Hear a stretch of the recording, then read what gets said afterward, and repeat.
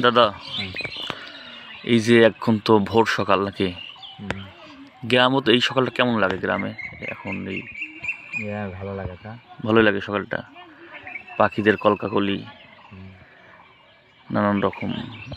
কেমন লাগে? ওই যে তো ঢাকা শহরে তো সব শব্দ, মানে একদম এরম নিস্তব্ধতা গ্রাম পাওয়া খুব কঠিন, এরম পরিবেশ। তাই যে সকালে গ্রামের পরিবেশটা কেমন, সব কিছু মিলে। কি চাষ করছেন কি এবার? চাষ করছেন কি খেতে? আচ্ছা।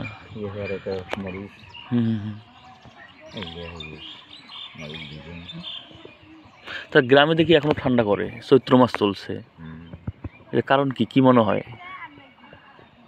দেশের আবহাওয়ার উপর। ঢাকা শহরে গরম। হ্যাঁ, অনেকদিন থেকেই গরম ঢাকা শহরে। যেমনটি শুনলেন, সকালবেলা উঠেই হাঁটতে বের হয়েছি। ঠিক আমার গ্রামের একদম বয়োজ্যেষ্ঠ দাদা এখানে বসে আছে, এসেই তার সঙ্গে দেখা হলো।